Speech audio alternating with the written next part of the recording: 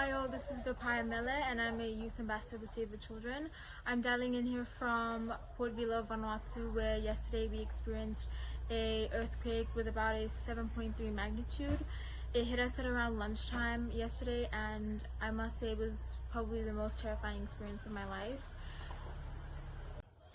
In Vanuatu, we experience earthquakes quite often, and they're usually not that big. So yesterday when the earthquake hit us, we all kind of assumed that it would just last for a few seconds and it'd be over.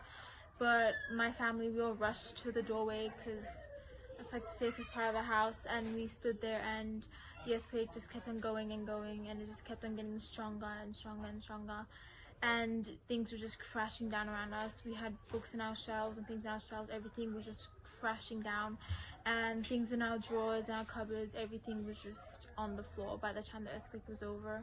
And it's been quite scary, especially because the network's down, and so I can't even contact my friends. Many of my friends don't have network, and so I can't even check if they're okay.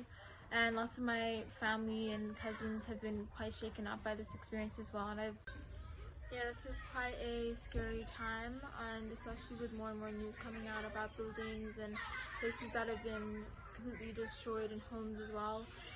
In times of disaster like this, not being able to contact your family or friends, especially to ask them if they're okay, can be really worrisome, and it can really take a mental toll on people.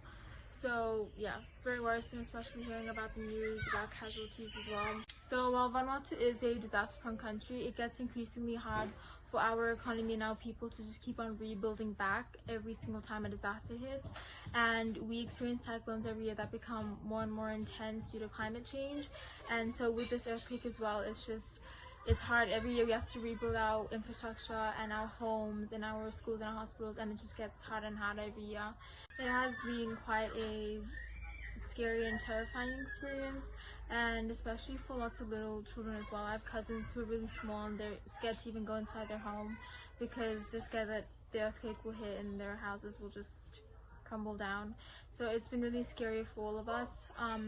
There have been buildings around our town that have just been completely obliterated by the earthquake, and people who are still trapped inside, and it's really scary to hear about the news as well.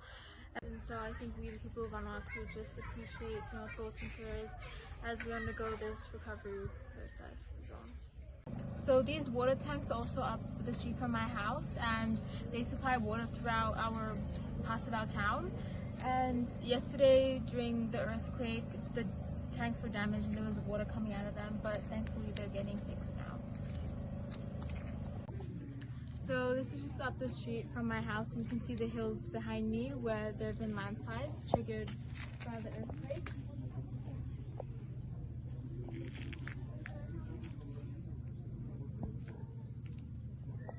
Yeah, and hopefully there aren't any houses at the foot of the hills, but we've never seen anything like this before, and yeah, no one's seen landslides like this before here. There's broken cups and glasses from inside, well, mostly ceramics, that were put out here near the tank. And the tank moved by about like 20 centimeters, but it's a 3,000 liter tank and it's full, but the earthquake shifted it by a lot.